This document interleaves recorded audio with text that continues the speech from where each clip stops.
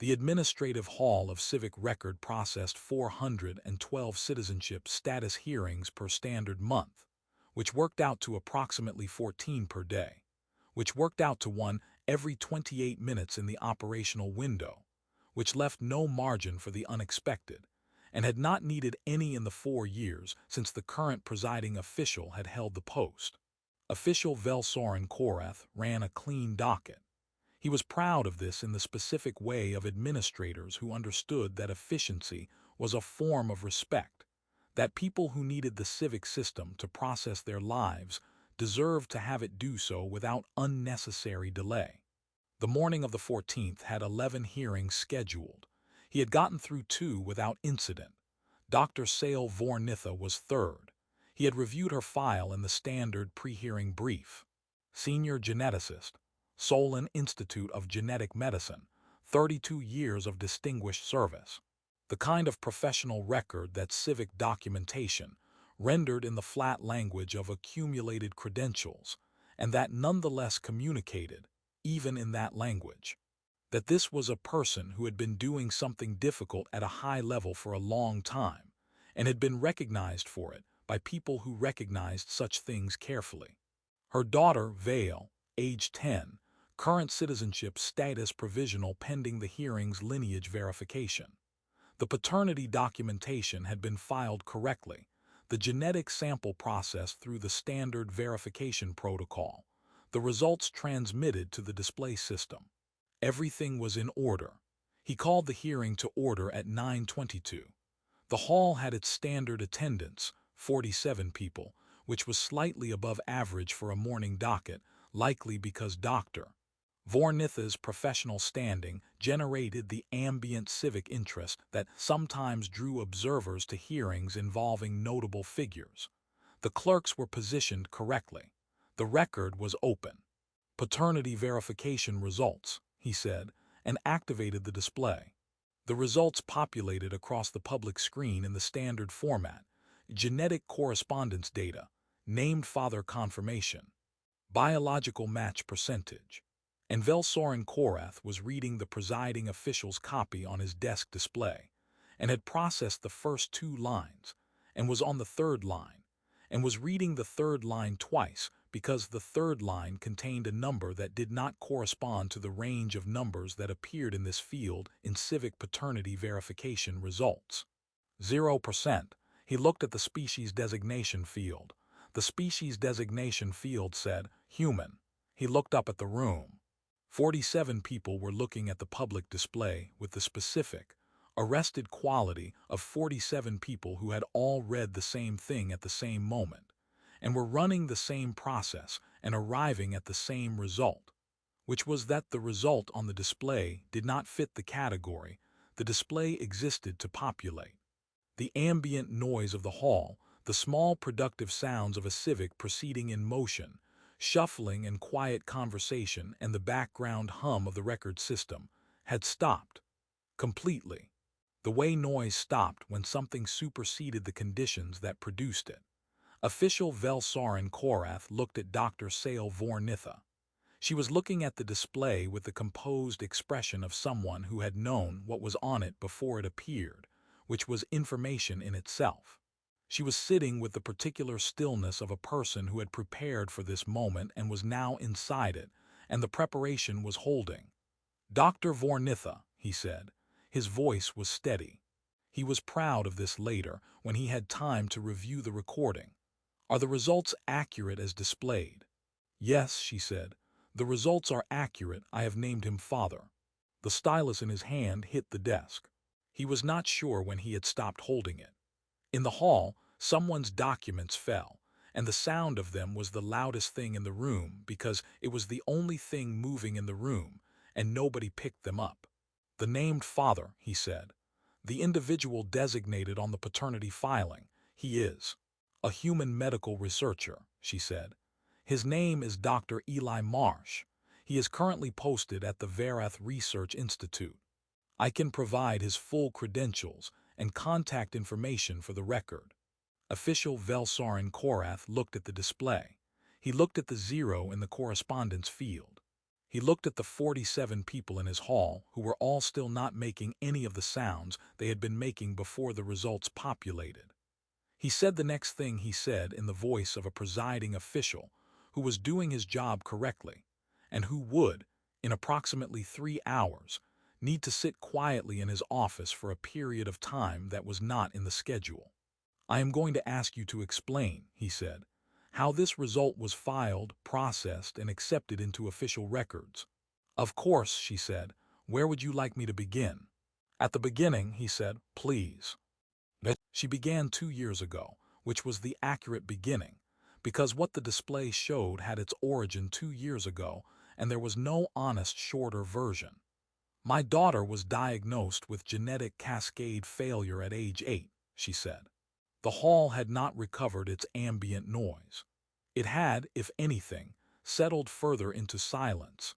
The specific quality of a room that has understood it is receiving information rather than witnessing procedure and has adjusted accordingly. The diagnosis was confirmed by 17 specialists across 3 star systems. The consensus was terminal. Official Sael Vorn-Itha had heard the word terminal in civic hearings before. He had not heard it in this hall. He had not heard it in this context from this person in this specific quality of delivery, the scientist's precision and the mother's weight occupying the same sentence. "The prognosis," she continued, "was weeks. I had begun the process of arranging palliative care, because I had been advised by every specialist I trusted that palliative care was the only remaining clinical option. She was not performing this. That was the thing the hall was reading. 47 people who were watching a person deliver the most significant thing they would say that day, and understanding that the delivery was what it was because the person had already been through what they were describing, and the composure was not distance, but the specific kind of stillness that came from having been somewhere terrible and come back from it. Dr. Eli Marsh was a visiting researcher at the Solon Institute of Genetic Medicine, she said. He was on a cross-civilization academic exchange, studying the application of Earth evolutionary biology principles to genetic correction methodology.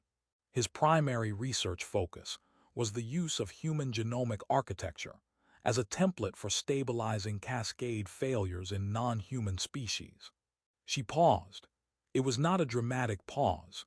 It was the pause of a scientist reaching the section of a presentation where the mechanism required careful explanation. Earth's evolutionary history is significantly more chaotic than Solvari evolutionary history, she said. Your species, our species, developed in a stable biological environment over a long period of time. Human beings developed in an environment of frequent catastrophic disruption, mass extinction events, and conditions that selected for adaptive genetic flexibility that Solvari biology does not possess and has never needed to develop. This flexibility is, by most galactic biological standards, a source of significant human vulnerability. Humans are susceptible to genetic disorders, autoimmune dysfunction, and cascade failure events that Solvari medicine has not encountered in its clinical practice. She let this sit for a moment. It also means, she said, that human genetic medicine has spent its entire history solving problems that Solvari medicine has never encountered. Dr. Marsh recognized, in the literature review for his exchange research, a pattern in Vail's cascade failure that his training had equipped him to address.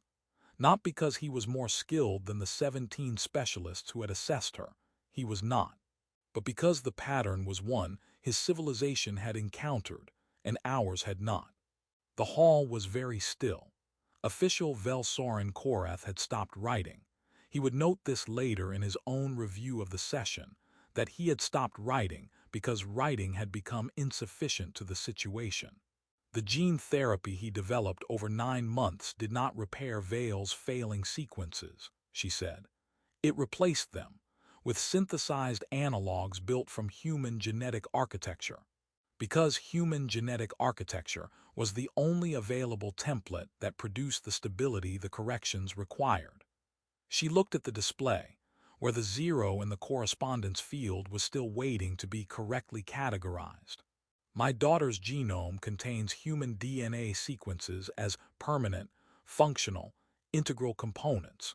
She is not biologically Solvari in the complete sense she was before the treatment. She is something for which the current taxonomic literature does not have a category. She looked at official Vel Soren Korath. The Solvari Legal Code's parental contribution clause states that whoever contributes genetic material that becomes integral to a child's continued survival holds parental status equal to biological origin. Dr. Marsh's synthesized sequences are not peripheral to Vale's biology. They are part of it. He did not simply contribute to her survival. He is part of what she is. The room absorbed this in the way that rooms absorbed things that required significant recalibration, not loudly, but with the specific quality of a large number of frameworks being revised simultaneously. I named him Father, she said, because the law is correct, and because he earned it. The recess that official Vel Soren Korath called lasted 45 minutes, which was 43 minutes longer than standard recess, and which he spent primarily on a consultation channel with the Civic Legal Division, trying to find the documentation framework that applied to a situation that the documentation framework had not been designed for. The Civic Legal Division found the parental contribution clause in the first 8 minutes. They spent the next 24 minutes locating the two precedent cases and determining that neither of them had involved cross-species application or medical gene therapy as the contribution mechanism. They spent the remaining 13 minutes drafting a procedural note that confirmed that the clause applied, that the application was unprecedented, and that official Vel Soren Korath had full authority to proceed with the hearing and record the outcome, at which point the Civic Legal Division would begin the longer process of developing guidance documentation for future cases. The future cases language was, official Vel Soren Korath noted when he read the procedural note, optimistic in its confidence that there would be future cases. He supposed there would be, now that this one had occurred and would be in the public record. The public record was already, he understood, a significant problem or a significant development depending on the perspective, and the civic journalist in the back row had not remained for the recess. Dr. Vorn-Itha had remained. She was sitting at the hearing table with the composed patience of a scientist who had organized for a long meeting and was prepared to continue as long as required. She had, he discovered when he returned to the chamber, a 20-page brief on the parental contribution clause, its legislative history, and its application to the current case, which she produced from her documentation folder and offered to the clerk with the efficient calm of someone who had anticipated the procedural recess and had prepared for it. The clerk, reviewing the brief with the expression of someone discovering that the unexpected situation had already been documented by the person inside it, passed it to official Vel Soren Korath without comment. He read it during the recess. It was thorough. It was precise. It had been co-authored with the Institute's legal team over a period of, he noted from the document metadata, 18 months. She had been preparing for this hearing for a year and a half. He reconvened the session. He entered the parental contribution clause application into the official record with the language the procedural note provided. He confirmed the status advancement for Sael Vorn-Itha as legally approved pending final documentation. He asked Dr. Vorn-Itha whether she had anything further to add to the record. She said yes. She said she wanted the record to reflect that Dr. Eli Marsh had not been informed of the legal designation prior to this hearing, and that his contact information was available for official notification, and that she had prepared a personal communication to send to him when the status had been formally confirmed rather than pending, because she had wanted to tell him what Vale was rather than what she might become. Official Vel Soren Korath entered this into the record. He noted, without entering it into the record, that the distinction she had drawn, what Vale was rather than what she might become, was a distinction that had required 2 years of legal preparation and a formal civic hearing to be available to make, and that the preparation to make it correctly had been, in the evidence of everything he had seen this morning, its own kind of precision. He closed the hearing at 10:41. It had taken 1 hour and 19 minutes, which was 75 minutes over the scheduled block. He sat in the chamber after the attendees had cleared, with the record open on his desk and the display still showing the DNA results, and thought about a zero in a correspondence field and what it had turned out to mean. He thought about it for a while. Then he closed the display, logged the documentation, and called in the fourth hearing of the morning. The message traveled for 17 hours before it arrived. Eli Marsh was in the middle of a protein folding analysis when his comm system flagged an incoming transmission from Solon Prime. Sender designation Vorn-Itha, Sael. Priority classification marked as significant personal matter. A classification he had never received from her before, and which produced, in the specific way that unexpected things arrived from people you had worked closely with under pressure, an immediate and complete attention. He read the hearing transcript first, because it was attached, and he was a researcher and researchers read the documentation before the cover communication. This was a habit that had served him well for 15 years of academic work, and that served him now in the specific and imperfect way of habits encountering situations they were not optimized for. It gave him the facts before the context, which meant he read the DNA display results in the transcript before he read Sael's explanation of them, and had approximately 40 seconds of reading a zero in a correspondence field and a species designation that said human before the next section of the transcript provided the framework. 40 seconds was long enough to understand the facts without understanding the facts. He read the explanation. He read it in the specific way he read experimental results, looking for the mechanism, tracing the causal chain, checking his own understanding of the 9 months of therapy development against the framework Sael had provided the hearing. The mechanism was accurate. The causal chain was correct. The legal application of the parental contribution clause was a dimension of the situation he had not, during the 9 months, had the cognitive bandwidth to think about. He had been thinking about the cascade, the correction model, the synthesized sequences, the biology of a child who was running out of time, and he held this now with the honest acknowledgement of a scientist encountering a variable he had not incorporated into his model. He had known what the sequences meant. He had known, building them, that they would be permanent, that the architecture would integrate, and that integration was the point, the goal, the definition of success. He had not known what integration meant legally. He had known it meant survival. He had known, in the specific way of knowing things at the exact moment they matter most, that it meant veil. He read Sael's message last. It was precise in the way everything she wrote was precise, organized, specific, the kind of communication that had been drafted carefully and reviewed for accuracy before sending.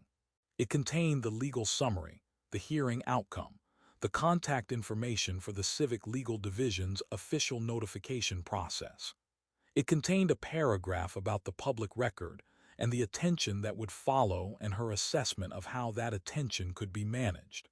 And then, at the end, in the register that was not the scientific register, the register he had learned to read over 9 months of working in close quarters with someone conducting the most important project of her professional life, while her daughter ran out of time, she had written, "Vale has known your name for 2 years.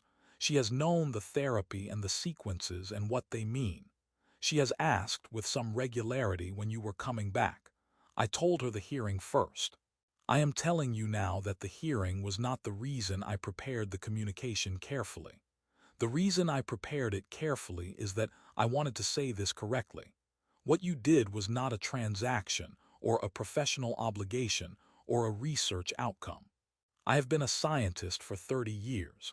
I know the difference between a person who is doing work and a person who is doing work that costs them something.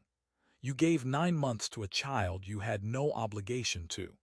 The law recognized what that means.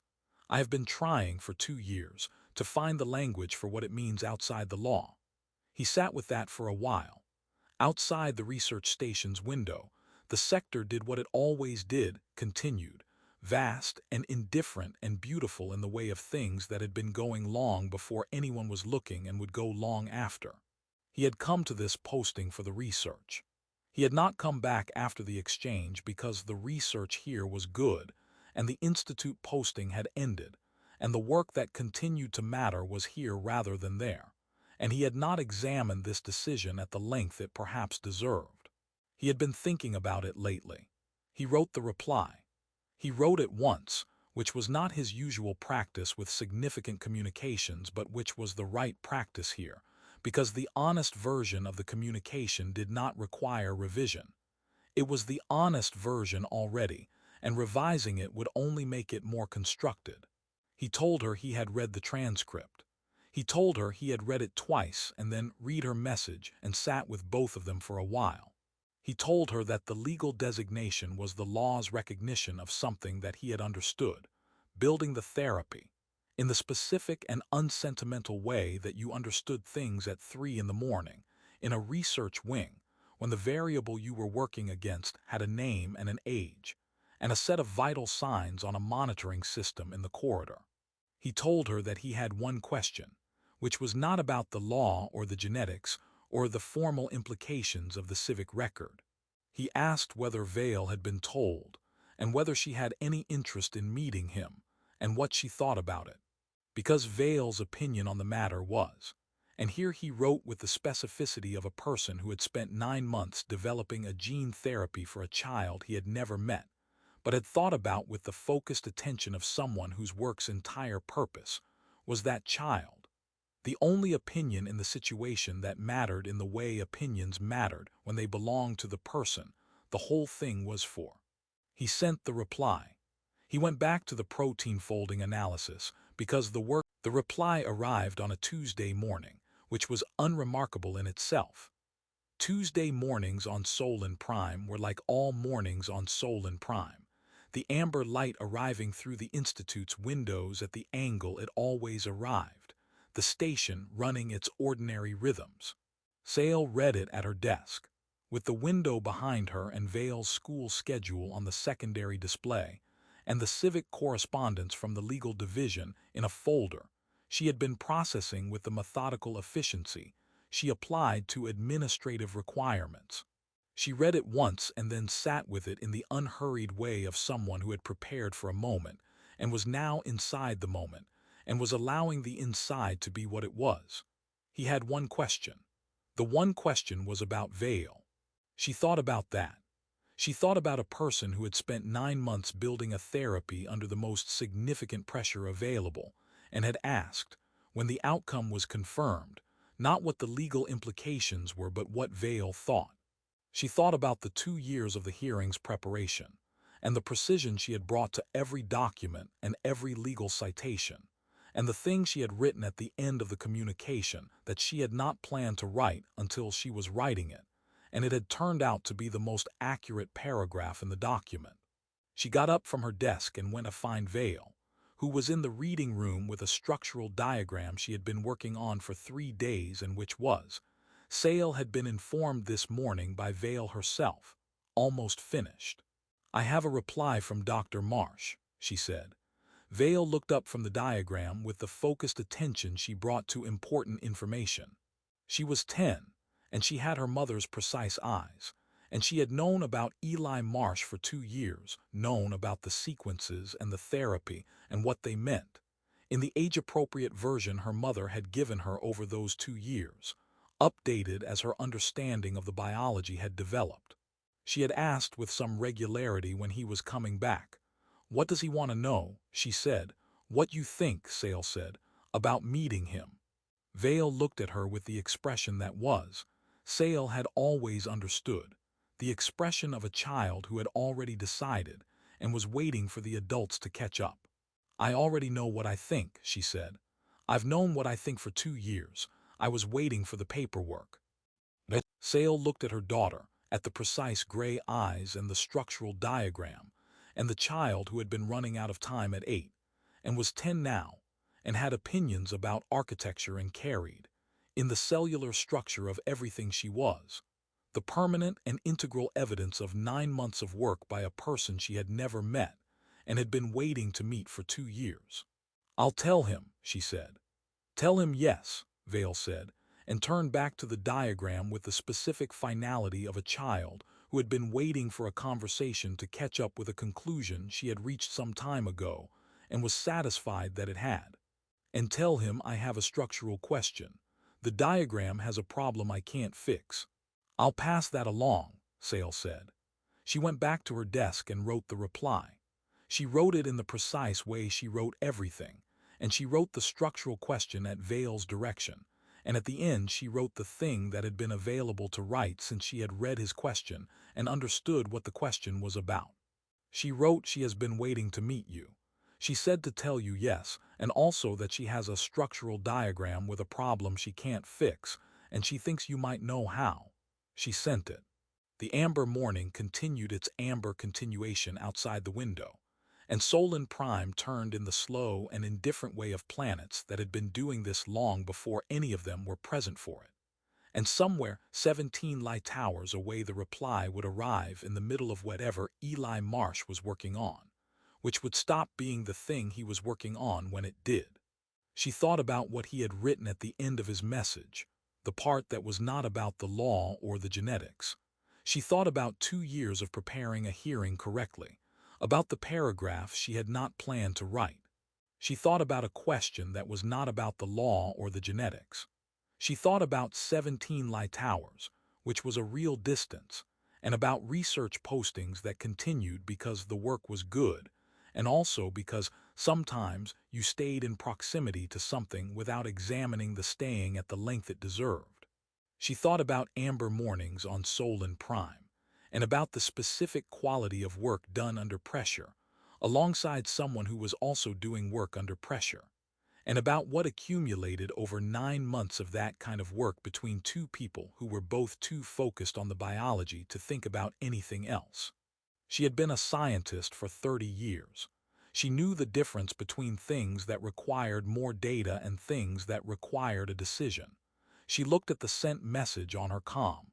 She thought it might be both.